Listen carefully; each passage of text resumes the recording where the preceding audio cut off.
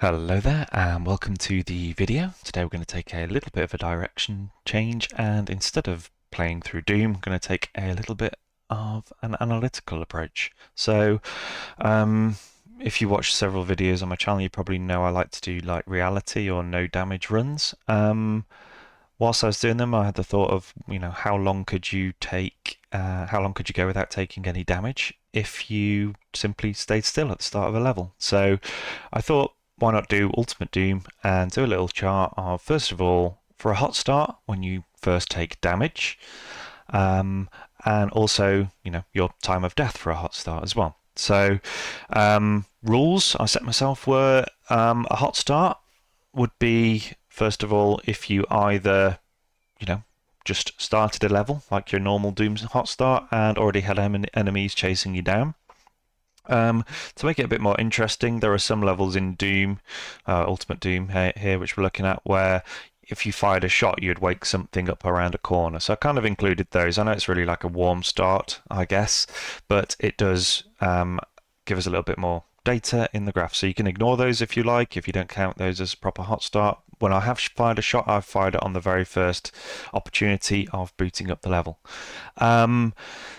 A couple of interesting ones. So a lot of them are kind of expected, really. You kind of take damage in the first 10 seconds on a hot start, and you probably die within the first 30 seconds. That's kind of expected. E2M1. The enemies are quite far around the corner, so you take your first damage, almost 30 seconds in, and die about twice as long as that. It's interesting to see how E3M1 and E3M9 are, which, essentially the same starting area. The secret level is the same start as E3M1. The numbers are similar, but they're also quite different as well. So with the E3M9, it takes you a little bit longer to, first of all, take damage, and also takes you longer to die. The length is probably because you're in the pit and just the imps can't get easy shots at you. But yeah, it's just to show how RNG in Doom kind of affects this. I have done it on DSDA Doom point, I think it's 0.2 version 0.27 or 2.7, whatever it is. But this should be replayable for anybody with like a modern source port that uses Doom RNG properly. You'll see that Doom's at its kind of harshest is in E4M. In the E4 maps here, so you're taking damage pretty much straight away in most of those. I guess the only other thing to take note on, the only other thing of interest is E1M2, where it's the longest time for you to take damage, and also it's the only map in Ultimate Doom where you win the fight. So I was just going to take a quick look at that to explain what I mean.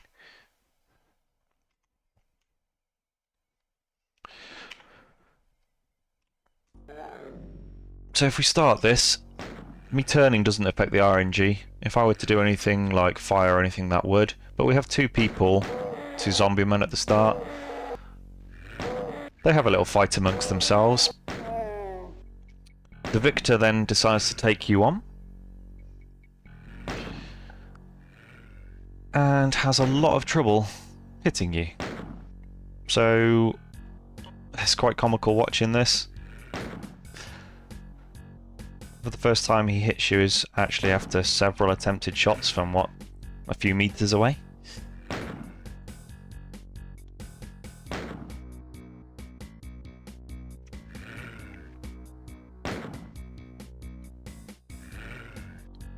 And finally, on the 49-second mark, that zombie will finally hit you. So I'm going to speed it up a little bit, because you actually win the fight by something quite amusing. There is a zombie you can see on the right hand side there, but that zombie kind of doesn't do anything. It's starting to hit you now, getting shot in, but you'll see that he's hit the barrel and finally blows himself up. So if we just rewind that a bit, there we go. So yeah, something a little bit different. I will put a link to the spreadsheet in the description, in case you're extremely bored and want to look at it. But yeah, I just thought that'd be interesting. Might do that for some maybe other Doom WODs like Doom 2, maybe some of the other P WODs, or maybe even some more interesting WODs when I get time.